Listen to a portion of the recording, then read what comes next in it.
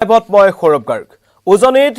জলপলৰ মাজতেই পুনৰ নেপকৈ এৰিছে পানী এই খবৰ আহিছে ইতিমধ্যেই নিশা 11 বজাত খুলি দিয়া হল দয়াং জলবিদ্যুৎ প্ৰকল্পৰ চতুৰ্থখন গেট ইয়াৰ পূৰ্বে নেপকৈ এই যেটো দয়াং জলবিদ্যুৎ প্ৰকল্প আছে নাগালেণ্ডত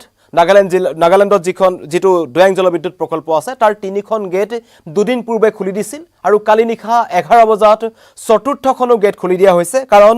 দয়াং নদীৰ যি জলস্তৰ আছিল সেয়া বৃদ্ধি পাইছিল আৰু ইতিমধ্যেই নাগালেণ্ড অৰুণাচল লগতে অসমত নেৰানেপেৰা বৰষুণ অব্যাহত আছে আৰু বৰষুণৰ কাৰণে এই নদীসমূহৰ জলস্তৰ বৃদ্ধি পাই আছে যাৰ বাবে যি নেপকো আছে এই নেপকৈ এই জলবিদ্যুৎ প্ৰকল্পটো তেওঁলোকে পৰিচালনা কৰে আৰু তাৰ চতুৰ্থখন গেট খুলি দিছে নিশা 11 বজাত পূৰ্বে তিনিখন গেট খুলি দিয়া হৈছিল আৰু এই চতুৰ্থখন গেট খুলি দিয়াৰ পাছত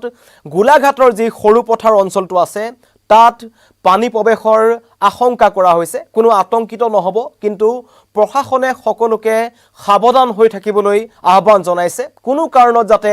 এই ধনশিৰি নদীৰ কাষলৈ কোনো লোক নাযায় তাৰ কাৰণে আহ্বান জনোৱা হৈছে ইতিমধ্যেই সতৰ্কবাণী জাৰি কৰা হৈছে জিলা প্ৰশাসনৰ ফালৰ পৰা মই পুনৰবাৰ জনাইছো যে নেপকৈ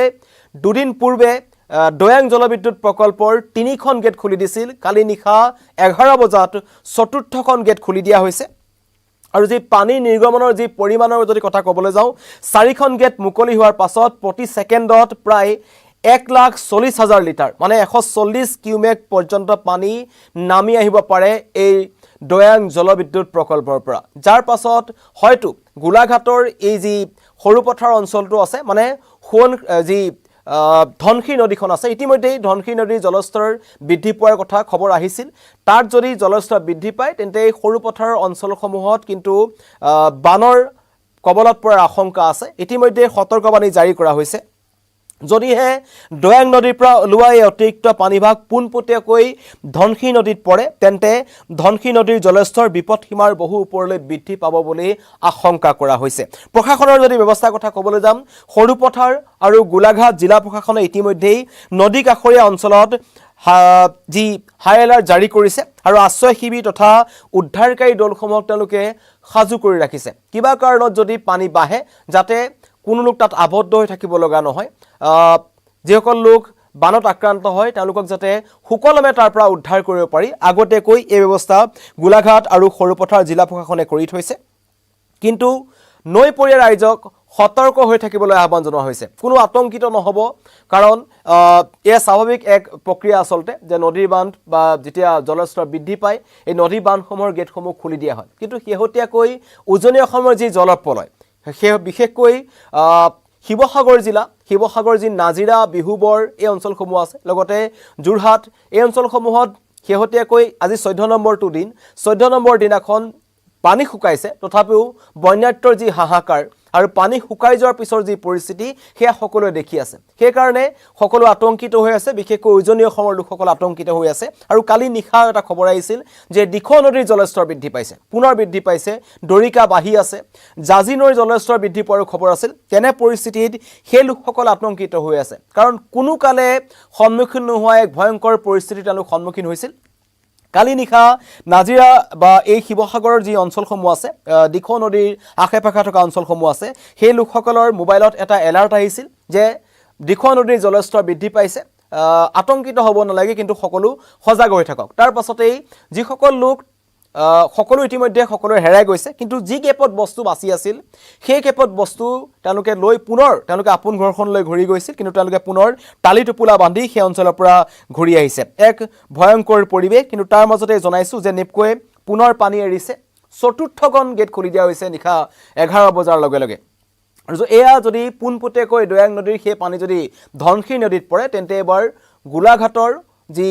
সৰু পথাৰ অঞ্চলটো আছে প্ৰভাৱিত হোৱাৰ আশংকা আছে জৰুৰীকালীন পৰিস্থিতিৰ কাৰণে বানৰ কবলত উদ্ধাৰ কৰা লোকক বা সাহায্য যদি কোনোবাই বিচাৰে তেন্তে যোগাযোগৰ নম্বৰ দিয়া হৈছে জৰুৰীকালীন নিয়ন্ত্ৰণ কক্ষ দিয়া হৈছে গোলাঘাটৰ জিলাৰ ফালৰ পৰা দিয়া হৈছে 1077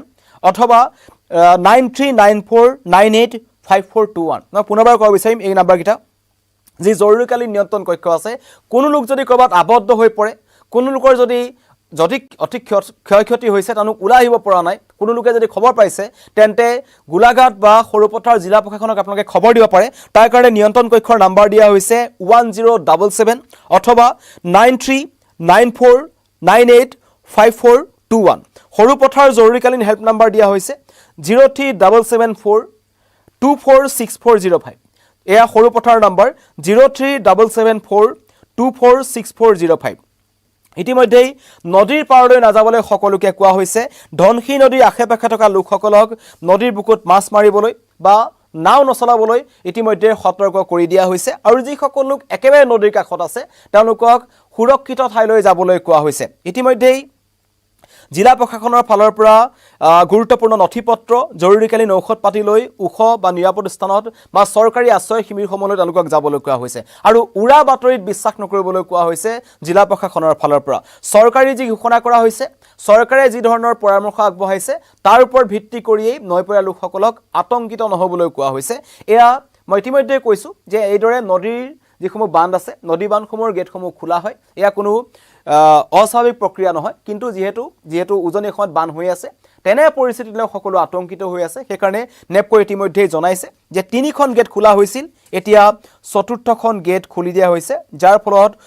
যি ধনশী নদী আছে ধনশী নদীৰ কিন্তু জলপৃষ্ঠ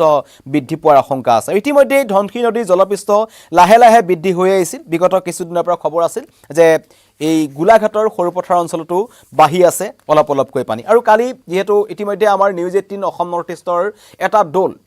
তেওঁলোকে শিৱসাগৰ জিলাত উপস্থিত আছে পাৰ্থজ্যোতি বৰা বিক্ৰম বৰা তেওঁলোক তাত উপস্থিত আছে প্ৰতিটো মুহূৰ্তৰ খবৰ তেওঁলোকে দি আছে লগতে শিৱসাগৰ জিলাৰ যিসকল স্থানীয় সাংবাদিক আছে প্ৰদীপ গগৈকে আৰম্ভ কৰি নাজিৰাৰ নবুল কোঁৱৰ সকলোৱে প্ৰতিটো মুহূৰ্তৰ খবৰ নিউজ 18 অসম নৰ্থ ইষ্টৰ সাংবাদিকসকলক দি আছে এক বুজাব নোৱাৰা পৰিস্থিতি প্ৰকৃতিৰ যি কালৰূপ আছিল তাত সকলো ধাহিমুহি সকলো শেষ হৈ গৈছে আপোন ঘৰখনলৈ ঘূৰি যাবলৈ সকলোৱে চেষ্টা চলাইছে 6-5 ফুট পলখে ঘৰসমূহ পুতি পেলাইছে তেনে পৰিস্থিতিত যদি পুনৰ দিখ নদীৰ জলস্তৰ বৃদ্ধি পায় আৰু ইতিমধ্যেই মই এইটো ক'ব বিচাৰিছো যে বতৰ বিজ্ঞান কেন্দ্ৰৰ ফালৰ পৰা জনোৱা হৈছিল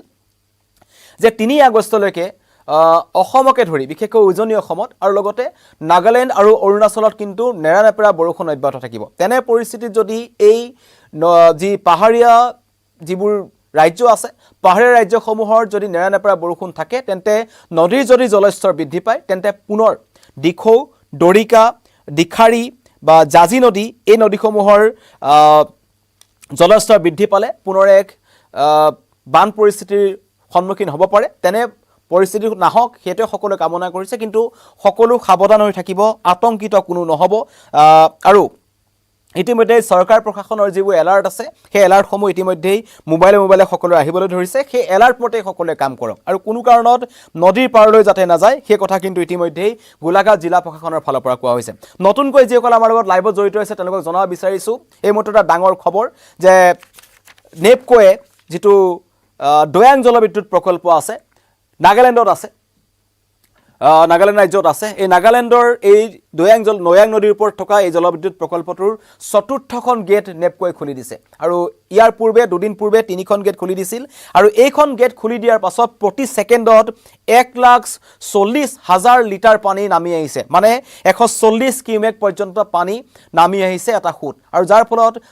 গোলাঘাটৰ সৰুপথাৰ ধনশী যিখন নদী আছে এই ধনশী নদী জলপৃষ্ঠ বৃদ্ধি পোৱাৰ আশংকা কৰা হৈছে যাৰ পৰিপ্ৰেক্ষিতত সতৰ্কবাণী জাৰি কৰা হৈছে কাকো আতংকিত নহবলৈ কোৱা হৈছে আতংকিত আপোনালোক নহব প্ৰতিটো মুহূৰ্তৰ খবৰ নিউজ 18 অসম নৰ্থ ইষ্টৰ ফালৰ পৰা জনাই থকা হৈছে কিন্তু গোলাঘাট জিলাৰ পৰা জৰুৰীকালীন নিয়ন্ত্ৰণ কক্ষ মুকলি কৰা হৈছে য'ত 1077 লগতে 9394985421 নম্বৰত আপোনালোকে যোগাযোগ কৰিব পাৰে যদিহে আপোনালোকে কিবা ভয়ংকৰ পৰিস্থিতিৰ সন্মুখীন হৈছে এছডিএফ বাহিনী সাজু হৈ আছে আৰক্ষী প্ৰশাসন সাজু হৈ আছে সৰুপথাৰ জৰুৰীকালীন হেল্পলাইন নম্বৰ হৈছে 03774246405 ধন্যবাদ।